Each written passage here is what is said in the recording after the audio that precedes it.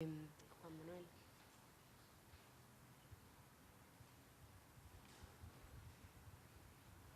Yo ahora después de presentarte aviso que vamos a pasar el video. Y después arrancamos. ¿Qué video? Tu proyección. Ah, ahí ya está.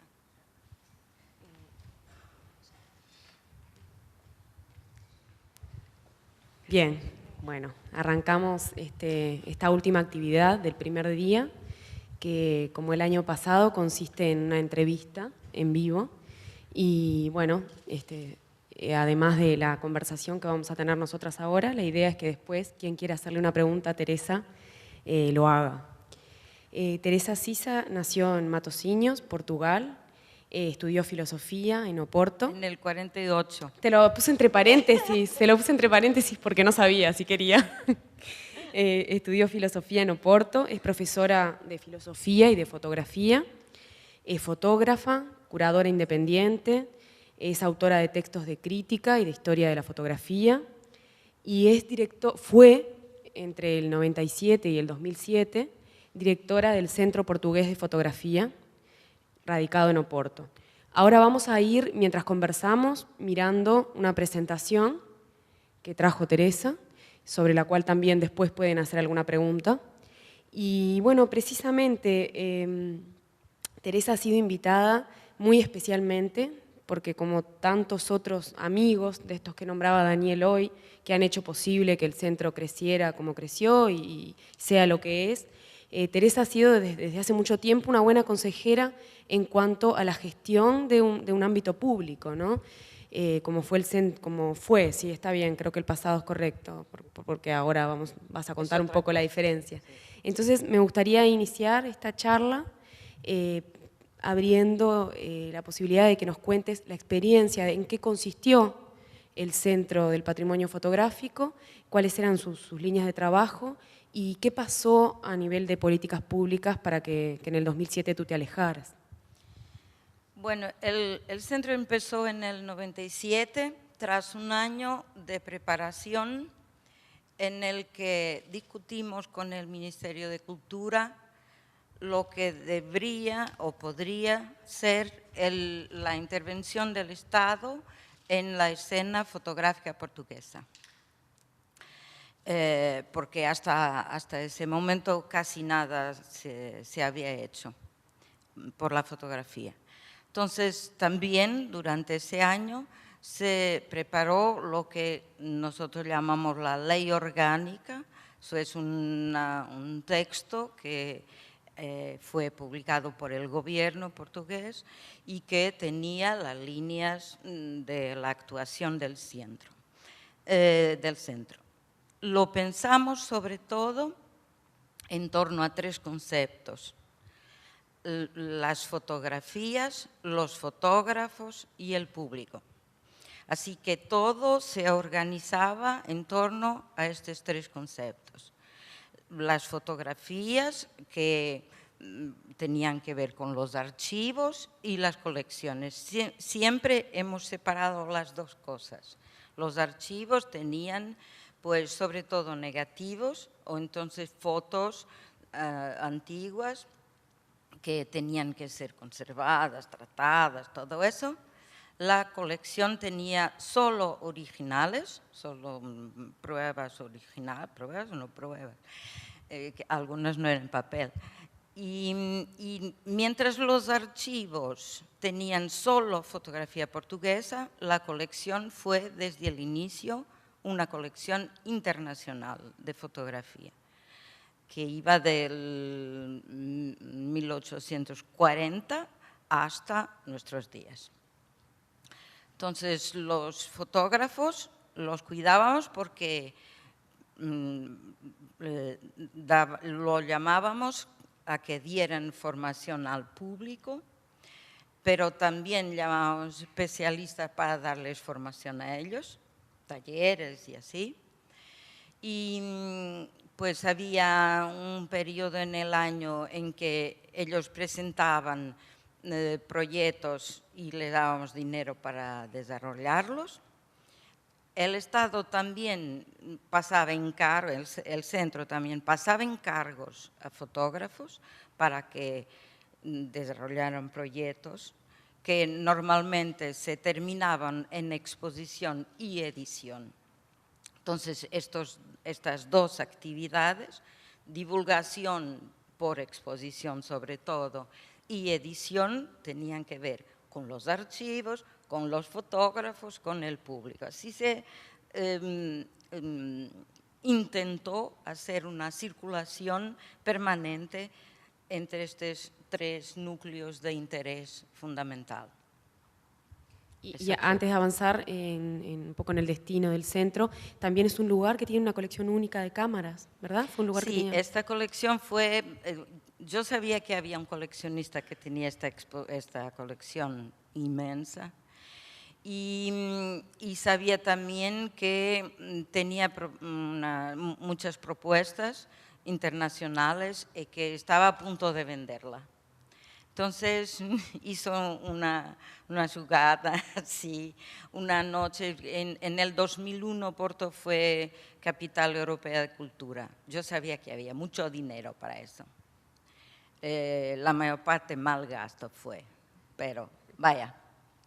Entonces me llevé unas fotos que había hecho en casa de este coleccionista, que es amigo mío, un señor ya mayor, y fui poniendo así las fotos como que sobre la mesa, así, pero no tenemos dinero para comprarla y tal y tal. Y así que hubo un de los administradores de la Fundación de Serralves que dijo, quizás podemos sacar unos dineros de aquí y de allí, y así se compró. Y es una colección única. Bien, entonces... En Europa, quiero decir. Pero creo si que no sí. los americanos van a matarme. Entonces este lugar combina fotografía patrimonial, promoción de la fotografía contemporánea desde lo público. Bueno, sí. ¿y qué es lo que pasa? ¿Cuál es el destino del centro? Lo que pasó desde el inicio es que lo pensamos siempre, era muy importante empezar un trabajo más serio de lo que ya se hacía, por supuesto. En el dominio de los archivos, pero a mí personalmente y a las personas que llamé para trabajar conmigo, porque tuve esa suerte de poder invitar a las personas que me interesaban y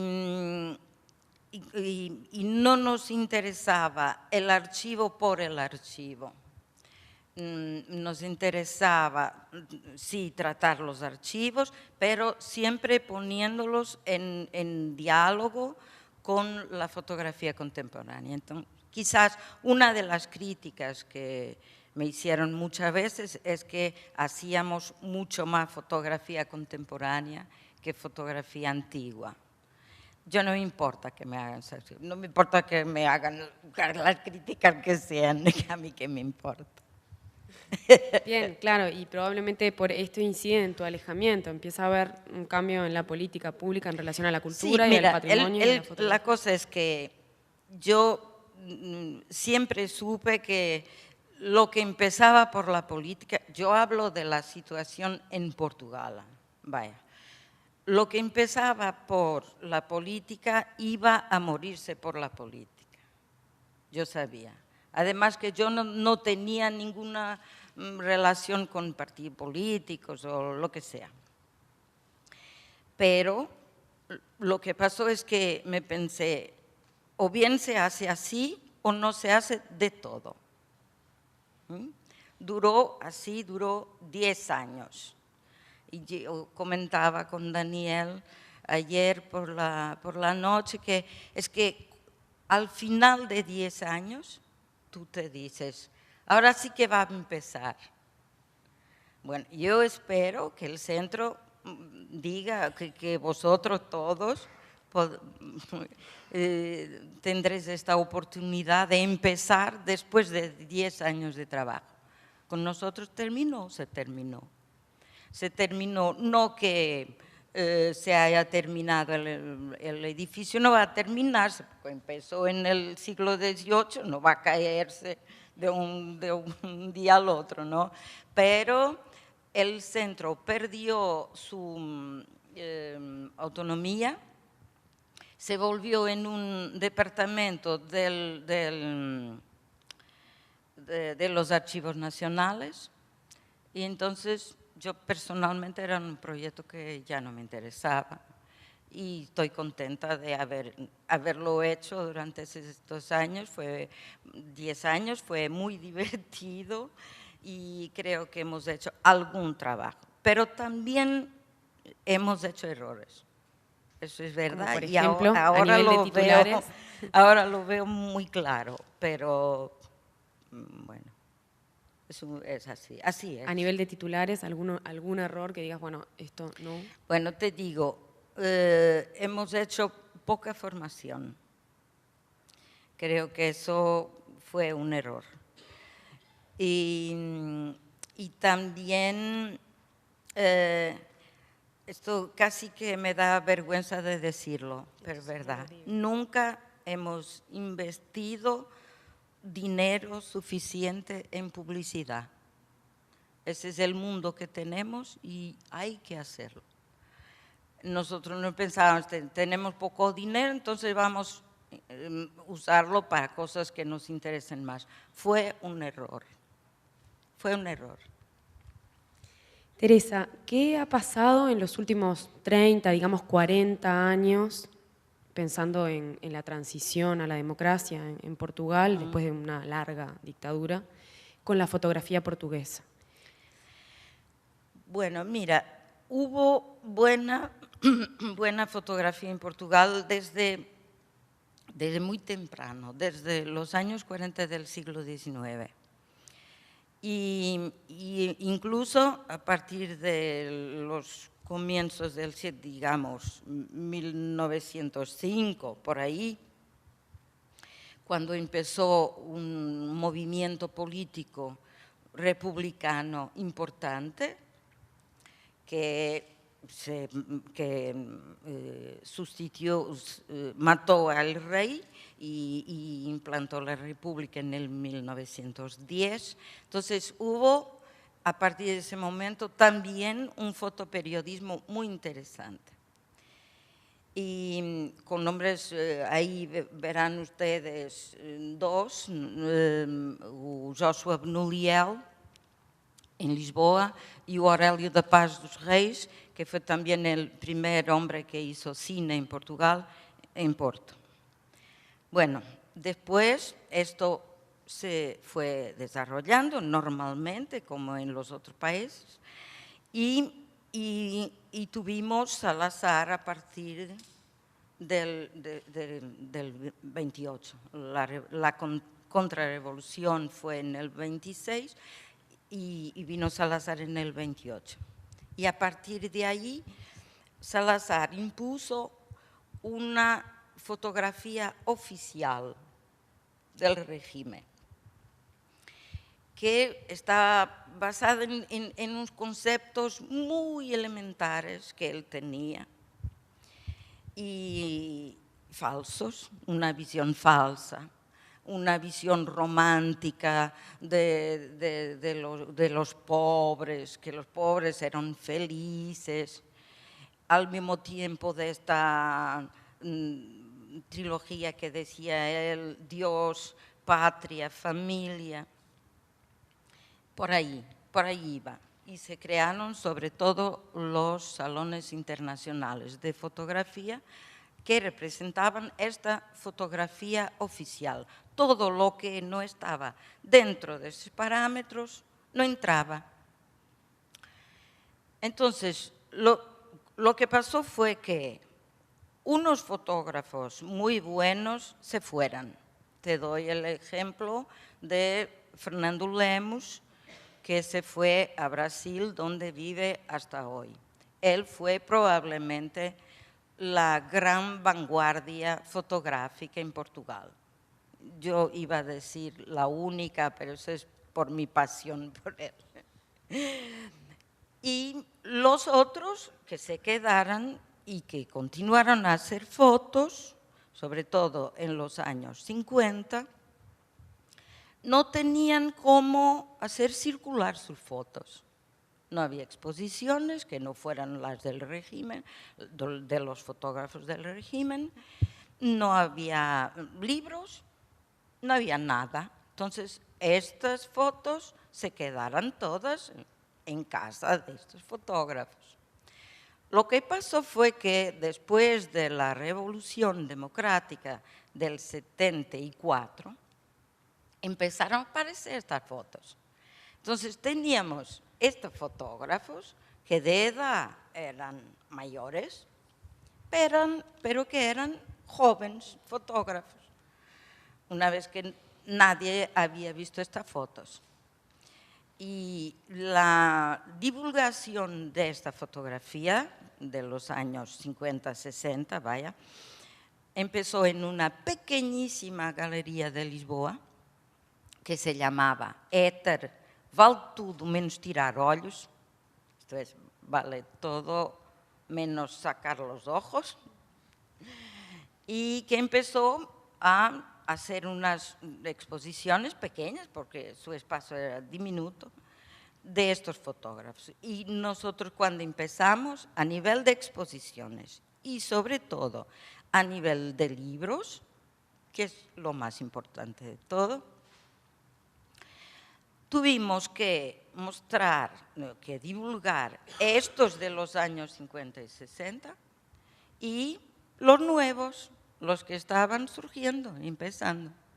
Entonces se crearon, además de las exposiciones de los libros, 2 premios.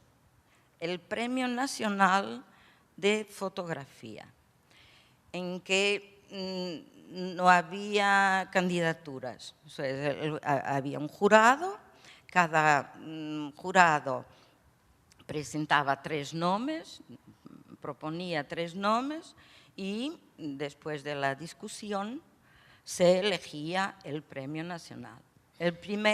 La discusión duró 10 minutos y fue Vítor Pala, que es uno de los autores del más bello libro de fotografía que se hizo en Portugal.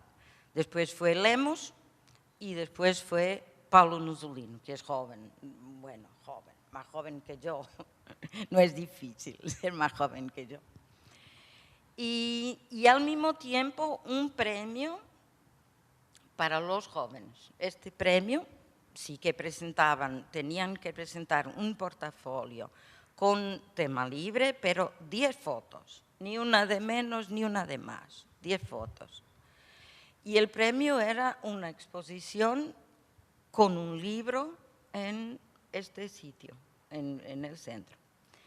Además, todos estos jóvenes que estaban surgiendo, porque entre tanto empezó a haber escuelas de fotografía que antes no había, y encuentros de la fotografía en Coimbra, en Braga. Entonces, estos jóvenes, nosotros les hacíamos exposiciones individuales. Es como si fuera para decir a gente que podría ayudarlos, presentarlos, divulgarlos, que ellos tenían calidad suficiente para estar en una exposición individual en un centro que pertenecía al Estado. ¿Ves? Entonces, yo creo que en estos momentos, bueno, los viejitos casi todos ya se murieron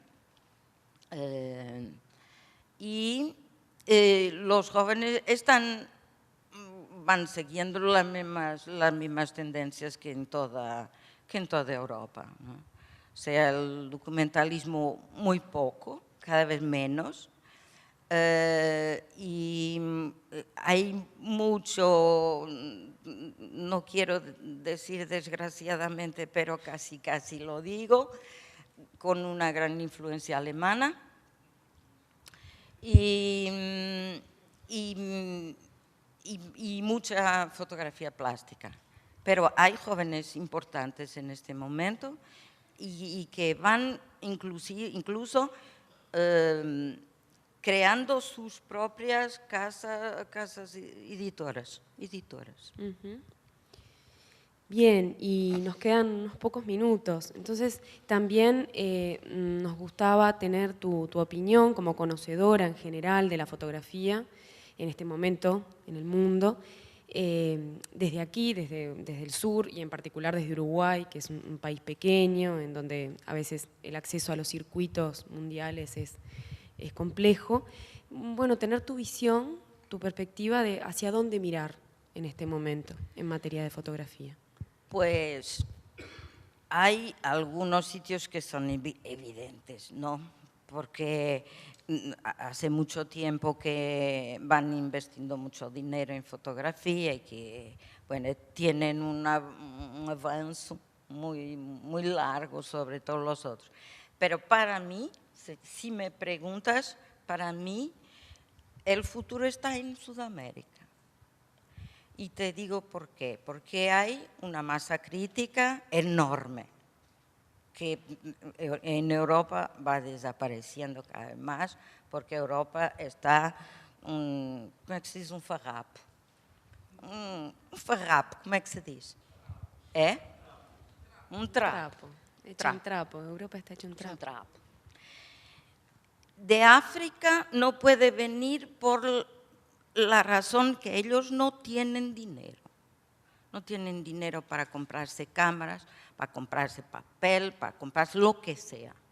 No tienen escuelas, no tienen material, no tienen quien acompañe en el cotidiano su actividad. Desgraciadamente así es. No, hay que cambiarlo, pero con tiempo, con mucho tiempo y voluntad política. Entonces aquí hay masa crítica, hay posibilidad de dinero, porque para todo es necesario dinero, no hay cómo cambiarlo ahora. Y hay me parece, una disponibilidad para refletir, aquí tenemos un buen ejemplo, sobre lo que puede ser la fotografía. Cuando lo digo que asumir que la fotografía puede ser muchas cosas, muchísimas cosas. No tiene que ser solo lo que vende, también tiene que ser lo que vende, porque de algo tienen que vivir, ¿no? Entonces, no solo lo que venden, no solo lo que es políticamente correcto o incorrecto, lo que es plástico, no plástico. Es decir, esta es una discusión que está en abierto. Y si hay un lugar donde pueda, aún con alguna espontaneidad, Sí, espontaneidad y inteligencia, que es lo más importante, inteligencia, esta es mi opinión, yo a veces soy burra, entonces, pero es mi opinión, es en Sudamérica. ¿Esta es una opinión medianamente compartida a nivel europeo o es una opinión más personal? No sé, porque yo me alejé un poco de estos medios, no por lo que pasó con el centro, pero porque a veces no me gusta mucho. Yo tengo muchos amigos, también tengo enemigos, lo que es una buena señal, cuando se tiene amigos y enemigos. Pero a mí voy a decir una cosa políticamente incorrecta. Mucha de esta gente muy influente en la fotografía, a mí a veces me parece que ya no les gusta la fotografía, les gusta el poder que tienen sobre la fotografía. Y a mí las historias de poder no me caben, no estoy confortable dentro de esas. Me da, desde luego, de inmediato ganas de contrariarlos. Entonces, digo tonterías, solo para contrariarlos. A lo mejor no hablo con ellos, ¿comprendes? Pero sí que tengo amigos y algunos comparten de esta opinión, sí. Bien, bueno, a mí me gustaría ahora abrir el diálogo al público, así que quien quiera hacerle alguna pregunta a Teresa.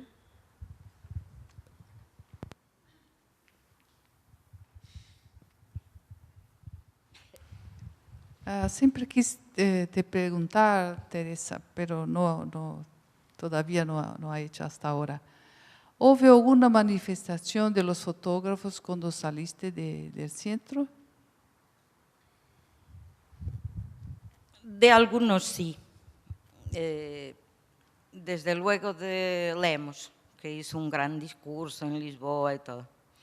Pero no, es decir, los fotógrafos no todavía, ahora va un poquito mejor, pero todavía no hablan mucho unos con los otros, en Portugal digo.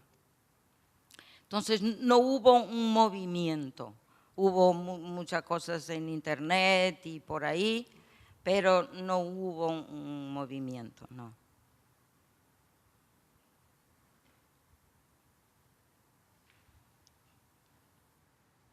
Teresa, te quería preguntar sobre un tema que es bastante crucial para la fotografía hoy día, la preparación de audiencias, es decir, públicos cautivos que consuman, que vean, que critiquen y que dialoguen sobre la fotografía.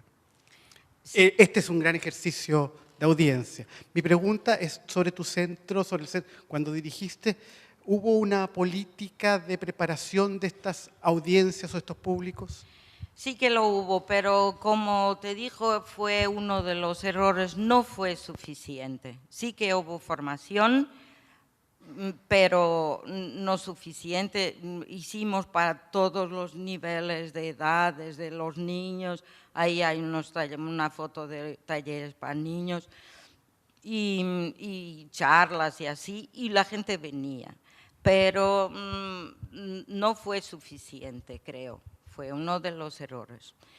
Me parece que este es un tema crucial, de hecho, y que lo comentaba también el trabajo, por ejemplo, que hicieron ellos en el parque donde es un trabajo fundamental, o sea, es un servicio público, ¿no? Porque si no tienes un público informado, no es formado, es informado, el primer nivel, no vas a tener más que modas. Van a venir si hay modas, si hay un nombre muy conocido, si hay un evento social, pero no hay público que pueda sostener a lo largo la vida de instituciones como estas, e incluso, por ejemplo, te digo, el mercado en Portugal, se hace una exposición de Coplands, se vende todo. Se hace una exposición de Cindy Sherman, se vende todo. Haces una de un fotógrafo portugués, no se vende casi nada. Eso es un público que mira solo la firma de la foto, porque no hay formación.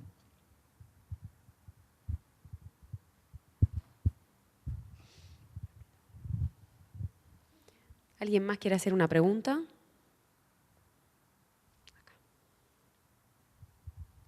Tenemos que compartir. Pode hablar, eu não hablo espanhol. Pode hablar em português? Não. Pode. Eu percebo português, aprendi quando era pequenina. Teresa, estas pessoas que você falou são, para nós brasileiros, de uma importância incrível. Jorge Sena, Joaquim Tenreiro, Fernando Lemos, algumas eu conheci, outras não. Será que você tem consciência da importância da presença deles no Brasil? Eu tenho a inveja que eles tenham ido, eu tenho envidia que eles se hayan ido ao Brasil. porque los echamos de menos muchísimo. Pero la razón es que estas personas de que hablaste se fueron por lo de la política, ¿no? Y entonces, ¿qué puedo decirles? Que se mueran, que se queden para no hacer nada, no poder hacer nada. A lo mejor que se vayan a donde puedan desarrollar su actividad y bueno, darles cosas buenas a quien sea. Eu gostaria apenas de fazer um comentário em relação a essa pergunta do nosso amigo, e que você disse que em Portugal nomes de artistas como Cid Sherman, enfim, são os que vendem. Eu gostaria de dizer que no Brasil também é assim. Então não há muita diferença desse ponto de vista. Para mim é uma questão do modo de ver, de como você enxerga a fotografia. E esse mercado que cresce tanto e é tão jovem no Brasil, também passa por essa mesma dificuldade, que é a dificuldade de saber aonde coloca a fotografia, se é do ponto de vista da decoração ou do ponto de vista do limite entre a arquitetura e o que você quer em cima do seu sofá. A classe média é cruel em relação a isso. Justo, eso es... Para mí es uno de los problemas que tienen algunas tendencias de la fotografía actual, es que se volvió decoración, o que por alguna razón perversa puede ser vista así, ¿no? Y el mercado, también quería comentar que el mercado es, por supuesto, Dios y el diablo. El mercado tiene que funcionar, porque no podemos continuar a pensar el artista, que sea fotógrafo o otro, en una posición romántica del que vivía en las aguas furtadas de París, pasando hambre. No, el artista tiene que tener dinero, ¿no? Entonces, el problema es que cuanto más informado y educado esté el público, más disciplinado estará el mercado. Por eso el tema que él comentaba es muy importante. Teresa, durante os 10 anos, você e a sua equipe reuniu uma biblioteca, fez um esforço enorme para reunir um acervo, muitas publicações. E eu queria saber assim, se você tem notícia do que se faz com tudo isso e se tem uma equipe especializada tomando conta de todo esse material. Bueno, sigue el equipo que trataba los archivos, eso sigue, ¿no? Aunque se terminaron todas las publicaciones, no hubo más publicaciones, incluso la revista que tienen ahí afuera, no hay encargos. No hay dinero para los fotógrafos y no se compraron nada más para la colección, nada. También olvidé decir una cosa que fue siempre un principio muy rígido para mí. Nosotros casi siempre comprábamos fotos de fotógrafos que hacían exposiciones en el centro, cuando era posible. Cuando no se vendían, pues no la robábamos. Pero nunca aceptamos donaciones sin que compráramos al menos una foto. Porque al principio recibíamos muchas donaciones de gente que solo quería poner en el currículum vitae que estaba en la colección. Entonces, eso nunca lo aceptamos. Siempre comprábamos, por ejemplo, comprábamos 3 y el fotógrafo nos daba 5, pero nunca así. Y también en la colección se empezó a comprar grupos de portafolios. Por ejemplo, comprar sobre todo a esos fotógrafos portugueses más viejitos, 25 fotos.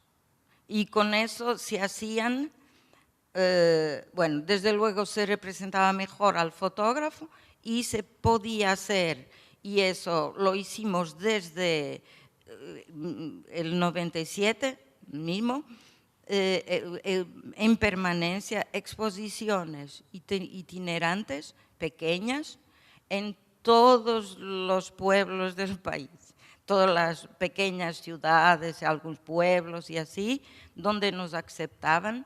Hacíamos estas exposiciones de 20 fotos, 30 fotos, así, pero lo hacíamos. Y eran muy, como es que se dice, bien recibidas, ¿no? ¿Tenemos tiempo para una pregunta más?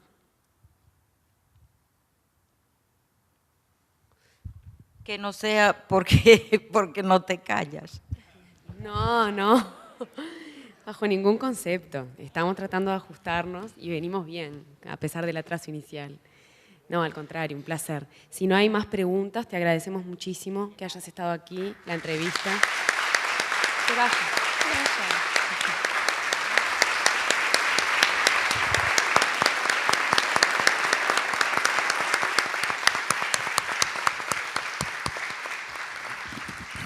Bueno, agradecemos a Teresa, a todos los que se presentaron hoy, a todos ustedes. Como ya vieron, es gente muy generosa la que ha venido, hay que aprovecharla. Los uruguayos somos más tímidos. Tenemos el ranking acá de las preguntas, los brasileros 10, los chilenos 4 y creo que un uruguayo. Entonces, aparte de tirarse más a preguntar, aprovechar estos días que todos ellos van a estar por acá para poder conversar y charlar, tomarse un café, etc. Recordarles mañana a las 14 horas